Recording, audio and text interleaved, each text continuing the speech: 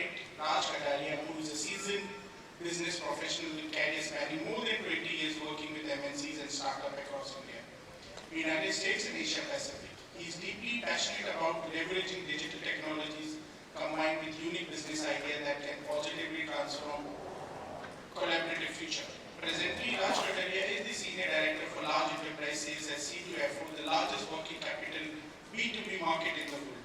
Prior to that, he has spent 12 plus years at the Microsoft with shaped most of his career with instrumental in giving him diverse experience and rich learnings.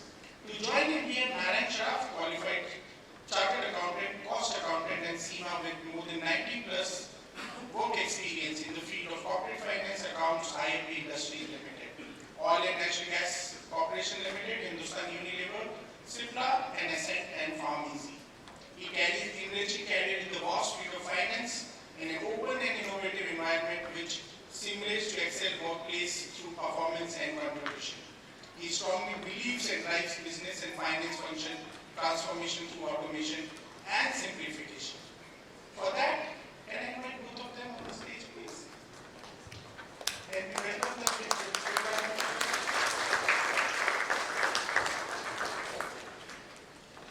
So Raj, I'll give it to you to lead the conversation. Thank you. Good morning. Good morning. Looks like I need more energy than you are partying today, right? Please.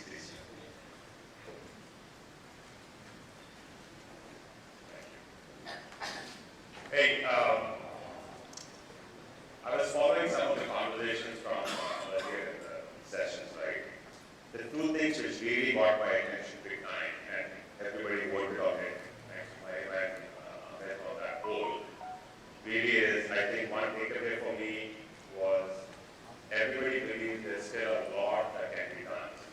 That's an absolute given. The second question which I was interested because I've not heard that before and I'm hearing it for the first time is a CFO could also stand for a Chief Firefighting Officer, but let's also call him or her as a Chief Planning Officer, or more importantly, I think about this person as a Chief Influencing Officer, because you're at that right crossroads. There are many people in this room who are at that crossroads. And the question then is, what do you choose to do with that power? Are you going to put it to use in some format, or are you going to just let be and do what your function requires you to do? Is a choice you choose to play, right?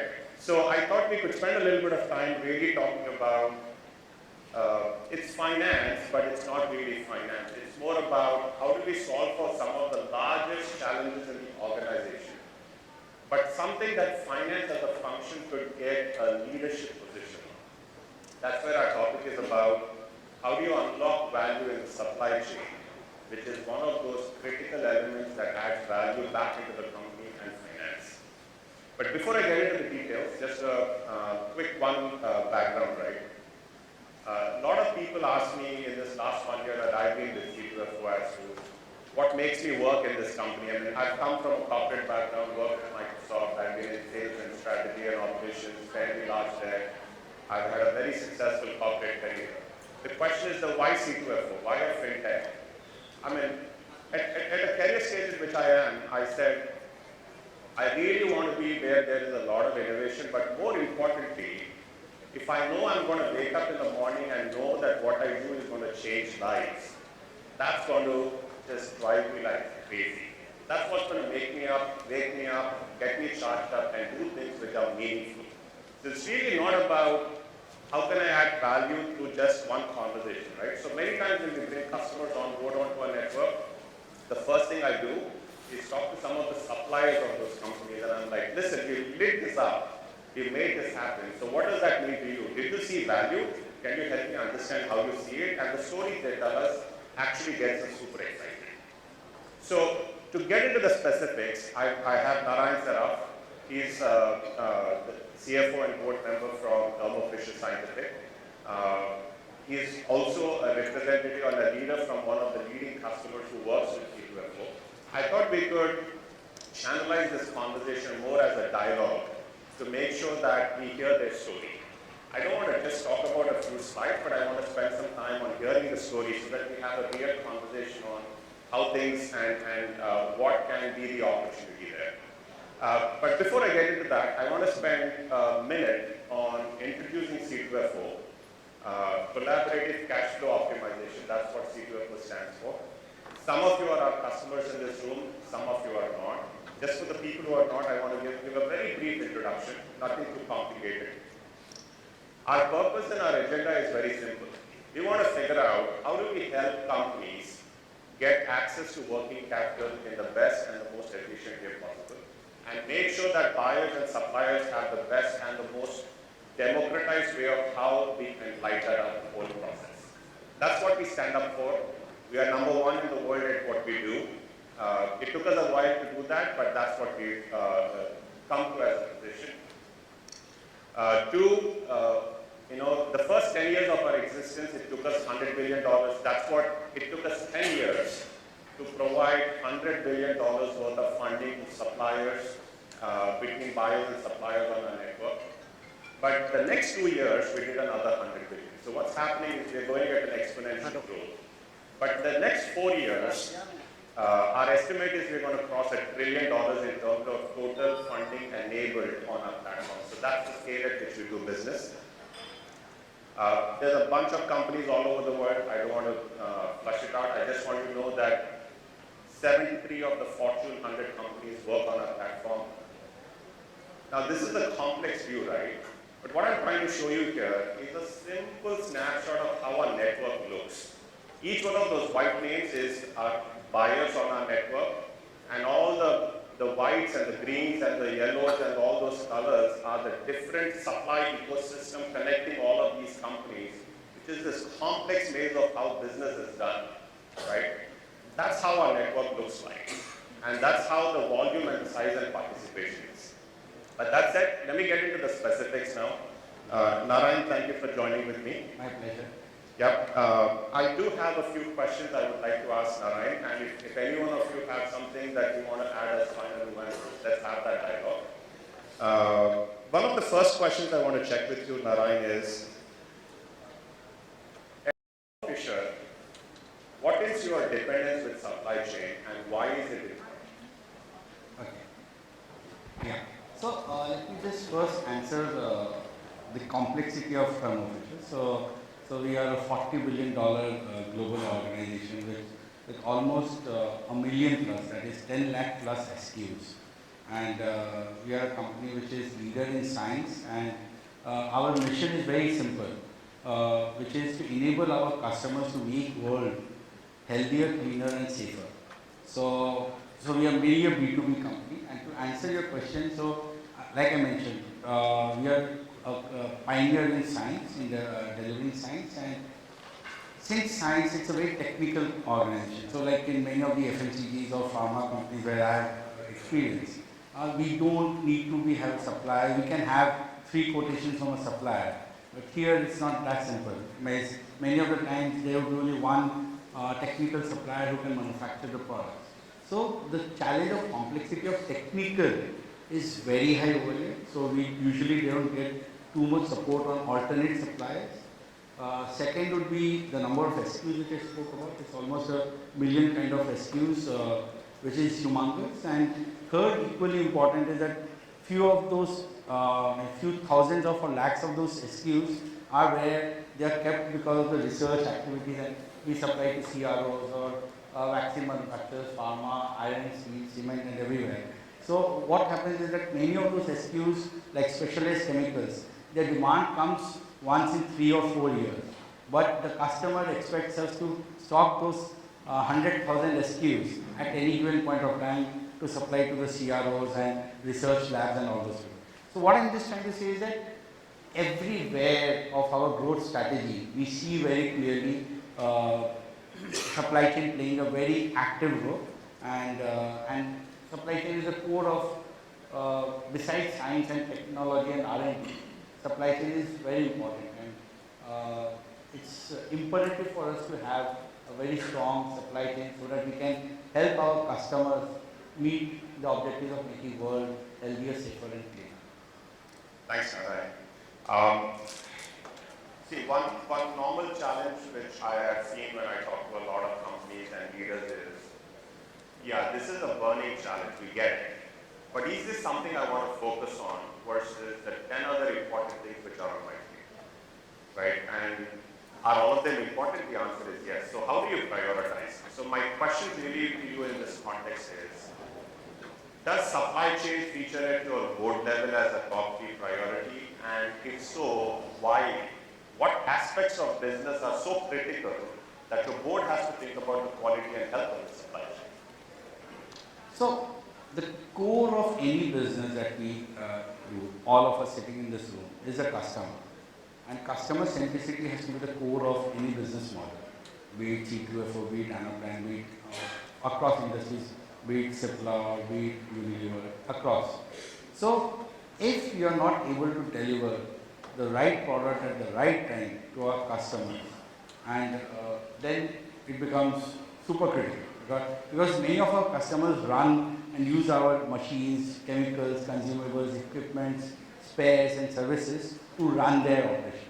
And just for example, when COVID breakdown, COVID happened last in 2020, we were one of the first few organizations which imported large chunk of RT-PCR kits from US and to provide it to our citizens.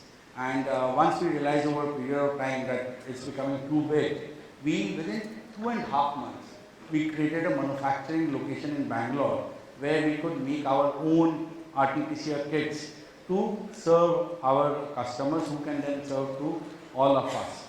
So supply chain is core of every decision making, obviously backed by the core fundamental of science. But without supply chain, if you would not have taken those actions, so today almost around more than 20% of market share for RT-PCR kits used to be of Thermo. So I'm saying that we enable our customers to, and for that we need to ensure that we are able to fulfill their demand on time, and hence customer centricity forms, supply chain supports that customer centricity at the core. Thanks, Narayan. So just taking that concept ahead, right? What we hear from Narayan is that supply chain is that critical that it is actually enabling the fundamental reason of your existence, which is around empowering and enabling your customers. When a lot of times we talk about supply chain is seen as supply chain, hey, my customers are my customers. But Narayan is talking about a very critical link of how they coexist. Actually, it's so much so that if you have the right supply chain, thereby you have the right ability to address your customer requirements, right? So just taking it forward, so this word supply chain is a very large word, a very large ecosystem, and in a company like yours, which is very complex, and the kind of products and services are spread out across India, across the globe. So what about supply chain? What? I mean, you can just crack it down, right? You can write a list of things and there'll be a lot in that. What would be your top one or two things in terms of what would you do in that supply chain to prioritize? And how will that connect to your strategy of making sure your customer is first? So if I think there are 3-4 things which immediately come in my mind. First and foremost is having the right inventory at the right time. Because I fondly remember that Sid spoke about war on waste, and that's what we did when I in my supply. So very important to have right inventory, because usually as a function, demand team will always prefer to have as much inventory as possible, so that it's like an iceberg covered by ocean. The higher the water level is, you are trying to hide the inefficiency in the supply. So for me, right inventory is very important. More is also not good, less is also not good. So identifying, working towards the right inventory is super critical. Then second would be the right procurement strategy, where we have to, while we are meeting the requirements of our customer, we have to ensure that we are able to meet it at the right cost and with the right efficiency. Because if the cost is very high of serving the customer, then I always say that the growth has to be competitive, profitable, sustainable and responsible. So a growth which is competitive but not profitable or responsible or sustainable is of no use to the organization.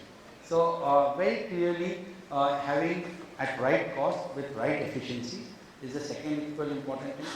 Third is strong governance around it, because invariably in my little experience I've seen is that usually there is in S&OP process there is a huge uh, active discussion between the supply and demand team, and how can we create more technologies around it where we can have a strong S&OP process and meet the supply and demand, and we can better forecast the demand, and in this VUCA world it's even more challenging. So these are the three things which immediately come in my mind, and there are many more, but yeah, this way. So I mean, my notes say what you're saying is you want the right inventory at the right time, the right place, the right cost with the right efficiency. Yes. And the underlying foundation is that the governance and that framework's doing what it's expected to do so that holistically your growth is more meaningful, right? I sometimes wonder, in this example, if Thermo Fisher is a buyer organization, that's good for you. So if this is your strategy, and if you flip the coin, instead of sitting on this side, you go to the other side of the table and think of it as a supplier. So what does that mean to me? Yeah, I get it. The company wants all of this. My customer, for them, Thermo Fisher is the customer. Yeah, this is what you want. I get it. So what does that mean to me? That's a very large question in their mind. And I mean, one of the most common themes I've heard with many leaders across the board is they've tried to solve the question on both sides of the coin. It's not just about what does that mean to me, but can I drive a formula or a framework where I'm able to generate that same meaning of cost efficiency, the same meaning of what you mean by right inventory at the right time at the right cost, and if your growth is meaningful, thereby can my growth be meaningful as a supplier? I think that's a kind of a balance there. Just taking it forward, Narayan, ESG sustainability is a topic which is pretty much on everybody's mind. Actually, my kids who are in ninth grade talk about it, they write essays about it, and I'm like, what do you really get about it? But if it's that prevalent and that big on everybody's mind, it is equally on all corporates' mind because of the footprint that they have on the world around us. So the question here for you is, how do you see supply chain playing a role with your ESG priorities? Can you give one or two examples of what you're trying to lead in that space and how exactly supply chain helps you in that space? Sure. So let me just give you broad numbers and then we can get into more details. So like Thermo Fisher globally invests around 1.4 billion R&D, and many of those R&D investments are towards ensuring that how can we give to our customers products which meet the environment footprint requirements. And as an organization, we have globally committed to reduce our carbon footprint by 30% by 2030 and become net zero carbon footprint company by 2050. So, and somewhere it's at the core of the way we do business. Like we are making all of our factories become very carbon neutral. Somewhere around 66 odd plants across globe are becoming carbon footprint neutral carbon footprint factories. We are coming out with new products which enable the customers to meet their environment footprint requirements. So like many of the products which we use in pharma or in steel, cement, or even in air quality management system which is used by the refineries, we are trying to make them as strong and make them more clean, because the core of our mission says that we want to enable our customers to make world healthier, cleaner and safer. So, and similarly we are doing some kind of other works as well. As a supplier to customers or my suppliers, they would expect some kind of incentives. And how can we incentivize those customers? So I remember in one of my previous lives, we used to incentivize all our procurement channel partners where we used to import palm oil. So we started a certificate called the palm oil has to be imported from farms which are sustainable and which are not harming the environment. Similarly, we incentivize our customers, like C2F is a platform where we give discounts to our customers, or we earn interest from our customers to pay early, where we get them to pay early. So there we give them, if we are charging say 11 or 10% as a interest, just for example, to such suppliers we would be charging who are environment friendly. We would be looking at giving them, charging them around 6 or 7%. So that they get incentivized, and as a whole organization, not Thermo but as a whole organization, as a world, we become more environment friendly. So we have to incentivize our suppliers. Very clearly that though it's there and it adds to their cost bill, but all of us have to work together. How can we promote and incentivize our suppliers to continue on the journey of having zero carbon footprint? I think my biggest takeaway from what you said is ESG not just for the sake of ESG because it's the right thing to do, but you're also doing it because that's what your customers need. It's not just expectation, that's what they need. And you have a strategy in terms of how you're going to enable it by leveraging a part of your supply chain. So just one last question here is, as a CFO and a board member, one largest question I've heard talking to a lot of other leaders is, how do you help other leaders in your company understand why some of these strategies are of a high priority? Now, as a CFO, you may have seen an opportunity, but a procurement officer or another CIO or another senior leader in the company sees another opportunity, and at a board level, there are quite a few things which are all up important.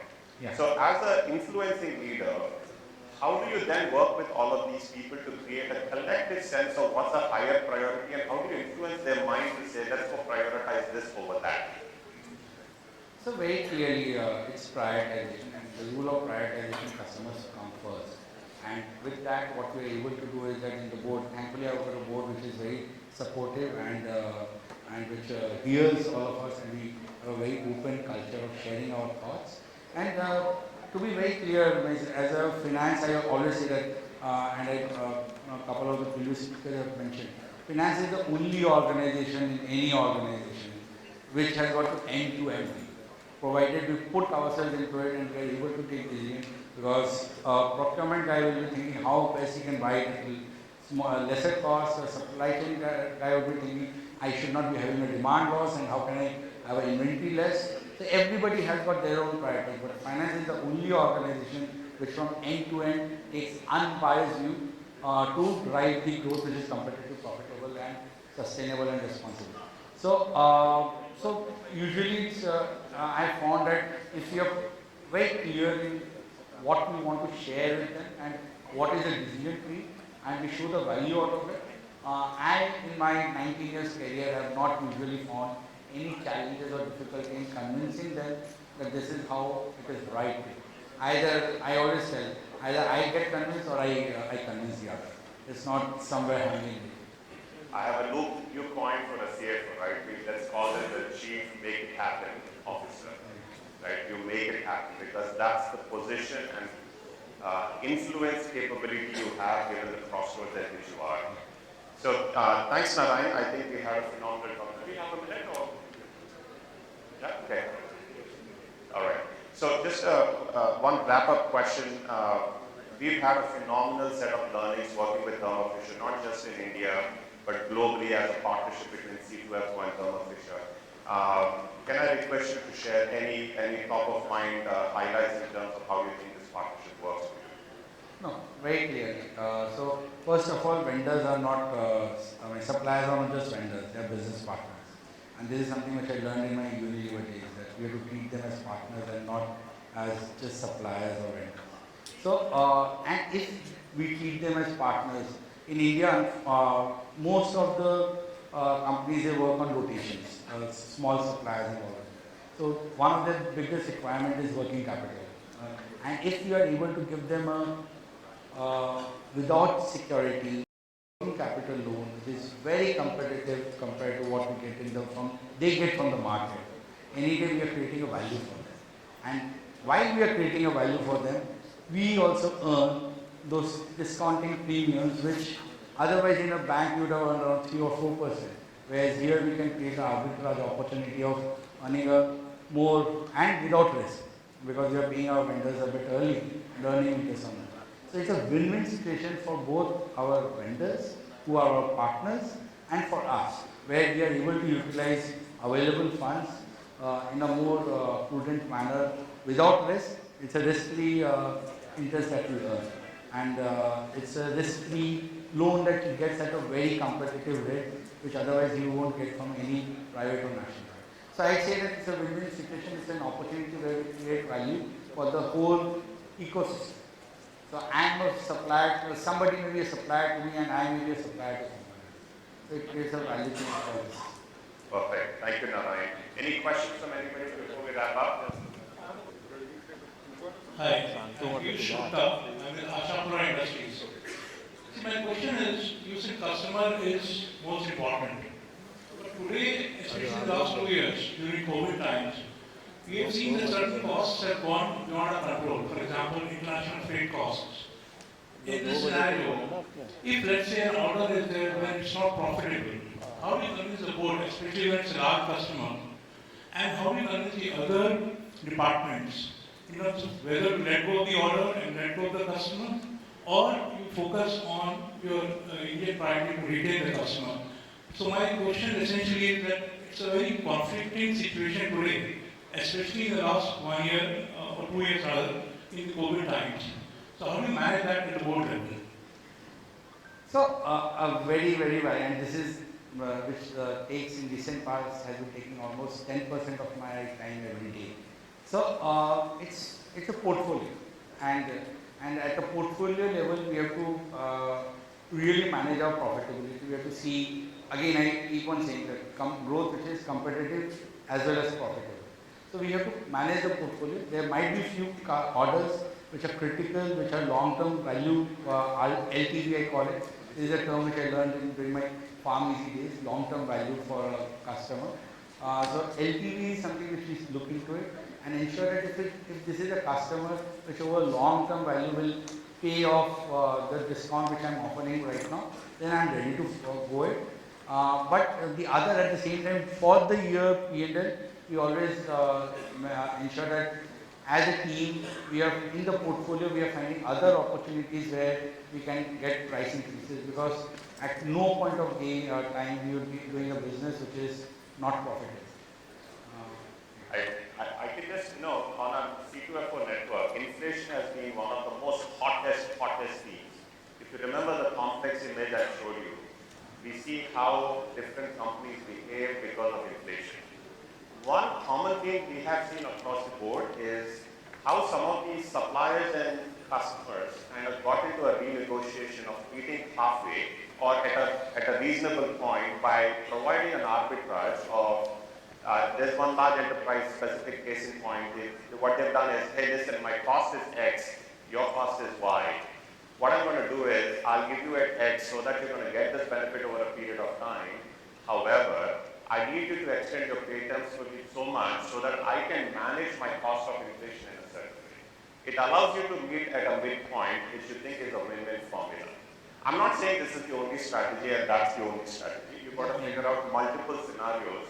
But definitely where money and exchange is happening, I think that's where there is a higher sweet spot to find a balance.